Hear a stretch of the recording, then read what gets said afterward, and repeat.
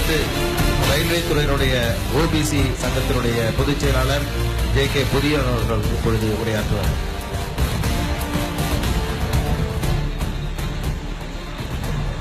எழுச்சியோடு நடைபெற்றுக் கொண்டிருக்கின்ற நீட் தேர்விற்கான போராட்டத்தின் கதாநாயகன் மருத்துவர் சின்னையா அவர்களே மற்றும் உண்ணவிரதத்தில் கூடியிருக்கும் அனைத்து தலைவர்களுக்கும் முதற்கண் வணக்கத்தை தெரிவித்துக் கொண்டு,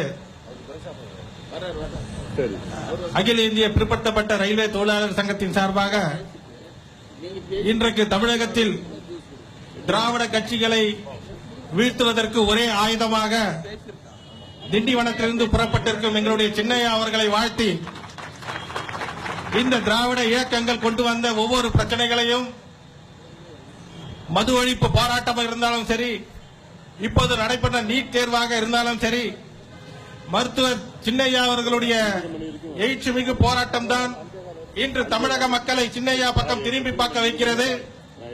திருநெல்வேலி பகுதி தாமிரபரணி ஆறு பிரச்சனையாலும் இருந்தாலும் சரி, கொள்ளிடம் ஆற்று பிரச்சனையாக இருந்தாலும் சரி, அணைக்கட்டு பிரச்சனையாக இருந்தாலும் சரி, தமிழகத்தில் தமிழக மக்களுக்கு எங்கெல்லாம் பாதிப்பு ஏற்பட்டாலும் அங்கெல்லாம் உடனே போராட்ட களத்தில் நிற்கும் எங்கள் சின்னையா அவர்களை உற்று நோக்கிக் கொண்டிருக்கிற தமிழக மக்கள் மத்தியில்தான் நாங்கள் ரயில்வே தொழிலாளர்களும் பார்த்துக் கொண்டிருக்கிறோம்.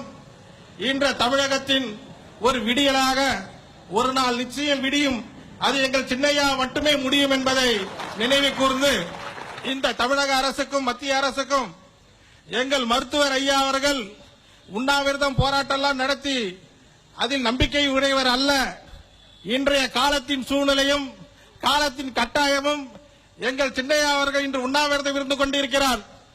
எங்கள் மருத்துவர் ஐயா அவர்கள் நினைத்தால் தமிழகத்தில் எந்த மூலை முடுக்கெல்லாம் நீட்டு தேர்வு திரும்ப பெறுகின்ற வரை எங்களுடைய போராட்டம் கிராமந்தோறும் நடக்கும் என்பதை இந்த அரசுக்கு எச்சரிக்கை வகையிலே என்றென்றும் அகில இந்திய பிற்படுத்தப்பட்ட ரயில்வே தொழிலாளர் சங்கம் சின்னையா அவர்களின் உடன் இருக்கும் என்பதை கூறிக்கொண்டு வாழ்த்தி விடைபெறுகிறோம். நன்றி, வணக்கம்.